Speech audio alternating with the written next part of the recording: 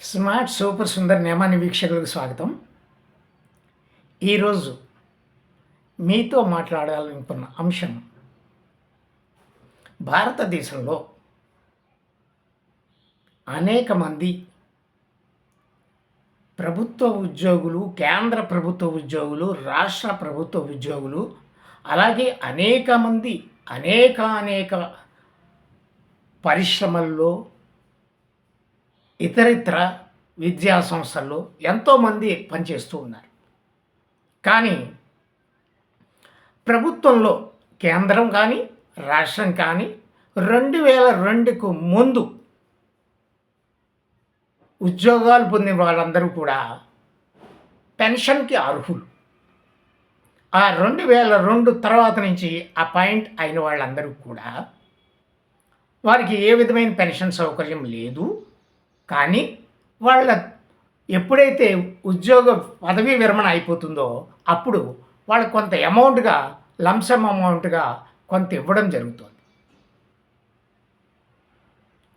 ఇది అంటే ఏ రకమైన పెన్షన్ లేదు, అది ప్రభుత్వంలో కానీ, కేంద్ర ప్రభుత్వంలో కానీ, ఎలాగో ఇంకా ప్రైవేట్ సంస్థల్లో ఎట్లాగో ఏముండవు, పెద్దగా ఎక్కువ బెనిఫిట్స్ ఏముండవు. మీరు ఏదైనా దాచుకున్నటువంటి ఈపీఎఫ్ మొత్తం కానీ అలాంటివి తప్పితే ఏముండవు. కానీ చిత్రం ఏమిటంటే ఇది మీరు చాలామందికి మరి ఎంతమందికి తెలుసో తెలీదు, నాకు తెలియదు. కానీ నేను చదివినప్పుడు చాలా ఆశ్చర్యం వేసింది. ఏంటంటే మనకి ఏదైతే లోక్సభ లేదా రాజ్యసభ, అలాగే శాసనసభ, శాసన పరిషత్తు రాష్ట్రాల్లో ఉండేటువంటి వీటిల్లో మీరు ఎన్నిక కాబడి ఒక్కరోజు పని చేసినా కూడా మీరు జీవితాంతం పెన్షన్ పొందడానికి అర్హులవుతారు. అదే ఒకవేళ మీరు ఇప్పుడు ఈ ఎమ్మెల్యేగా ఇప్పుడు ఉండి, లేదా తర్వాత టర్మ్లో మీరు ఒకవేళ ఎంపీగా అయ్యి ఎంపీగా కూడా నెగ్గినప్పుడు ఆ పెన్షను, ఈ పెన్షను రెండిటికి కూడా అర్హులు. చిత్రం చూడండి. వాళ్ళకి కావాల్సిన వాటిని మాత్రం వాళ్ళు ఎంత బాగా సృష్టించుకున్నారో లేదా ఎంత బాగా రాసుకున్నారో ఇవన్నిటిని అన్నమాట. ఏమండి ప్రజాధనమే కదా, అది కూడాను ప్రజాధనం. 2 పెన్షన్లా ఒకసారి ఎంపీగా, సపోజ్ మనం ఒక ఉదాహరణ, ఒక వైఎస్ జగన్మోహన్ రెడ్డి మొట్టమొదటి టర్మ్లో ఎంపీగా ఉన్నాడు. తర్వాత 5 సంవత్సరాలు ఇప్పుడు ముఖ్యమంత్రి చేశాడు గతంలో. ఆయనకి 2 పెన్షన్లు వస్తాయి. అలాగే మీకు తెలుగు రాష్ట్రాలకే కాదు, భారతదేశంలోనే కూడా సుపరిచితమైనటువంటి ఇంకో పేరుంది. ఆయన RRR, రఘు రామకృష్ణం రాజు అని. ఆయన ఆల్రెడీ ఎంపీగా చేశాడు. ఇప్పుడు ఉండి నియోజకవర్గం నుంచి శాసనసభ డిప్యూటీ స్పీకర్గా ఎన్నిక కాబడి ఉన్నాడు. ఈ 5 టర్మ్లు అయినప్పుడు ఈయనకి కూడా అదనంగా ఇంకో పెన్షన్ వస్తుంది. ఒకదానికి వస్తుంది, మళ్ళీ దీనికి వస్తుంది. అసలు వాళ్ళ జీతభత్యాలే చాలా ఎక్కువ. ఒక ఎమ్మెల్యేది 1,25,000 రూపాయలు వేతనం అయితే ట్రావెలింగ్ అలవెన్స్, కారు ఒకవేళ హైర్ తీసుకుంటే దానికి, అలాగే మా కరెంటు బిల్లులు, ఆయన ఫోన్ బిల్లులు, అలాగే రవాణా ఖర్చులు, ఇవన్నీ కలిపి తడిపి మోపుడు అంతా ఆల్మోస్ట్ 2.5-3 లక్షలు అన్నీ కలిపి అవుతాయి. జీతం వరకు మాత్రమే 1,25,000 చూపిస్తారు. అందుకే మీకు రాష్ట్రపతి జీతం కంటే కూడా ఏ జీతాన్ని కూడా ఎక్కువ చూపించకూడదు. కాబట్టి వాళ్ళు ఏం చేస్తారంటే, ఎక్కువ శాలరీలు పొందేవాళ్ళు బోల్డ్ మంది ఉన్నప్పటికీ కూడా వాళ్ళకి వీక్లీ పేమెంట్స్ గాను అలా చూపించి స్ప్లిట్ చేసి తీసుకునేలా చేస్తారు. ఎందుకంటే ఒక రాష్ట్రపతిని, భారత ప్రథమ పౌరుడిని మించిన జీతం ఉండకూడదు. కాబట్టి ఇక్కడ చూడండి, ఈ లోక్సభకి లేదా ఈ మన శాసనసభకి వీళ్ళకి మాత్రమే ఎన్నికైనటువంటి వాళ్ళు దానికన్నా దీనికి ఇక్కడ వస్తుంది, అక్కడ వస్తుంది. అలా ఇంకా చాలామంది ఉన్నారండి, ఇంకా చాలామంది ఉన్నారు మనకి. అంటే 2 రకాల పెన్షన్లని కూడా పొందుతూ ఉంటారు. చిత్రం ఏమిటో చూడండి.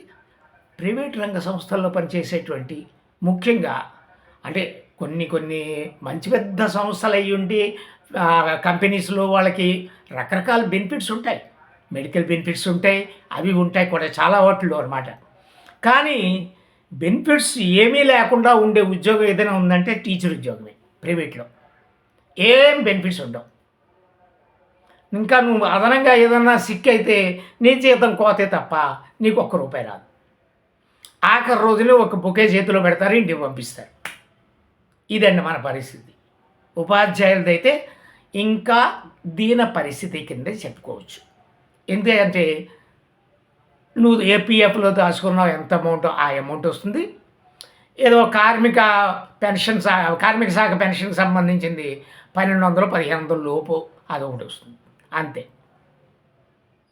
అసలు ఈ వివక్ష ఎందుకంటే వాళ్ళగా ఏమి అక్కడికెళ్ళి ఊడబడిచేది ఏముందండి. ఇప్పుడు సపోజ్ గత ప్రభుత్వంలోంచి అదే 2024లో ఏపీలో నెగ్గినటువంటి 11 మంది ఉన్నారండి.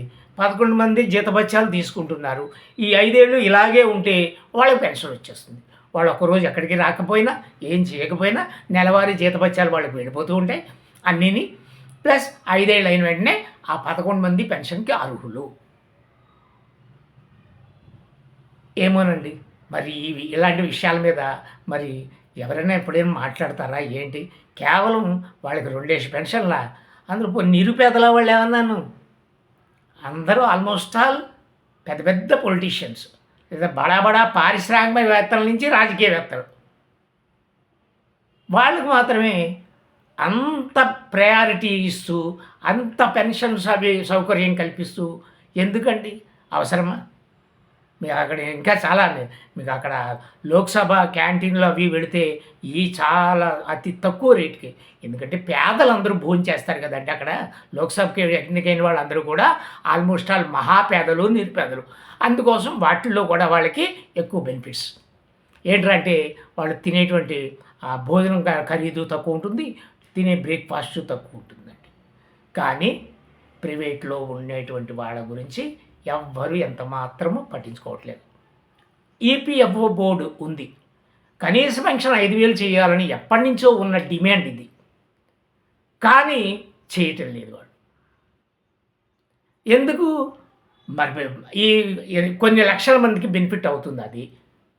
కొంచెం పెన్షను కనీసం అదమంలో 5000 వస్తే మందులు అవి కొనుక్కోవడానికి అది పనికొస్తుంది కదా! అలాంటివి ఏమన్నా చేయొచ్చు కదా ప్రజల ఉపయోగం కోసం.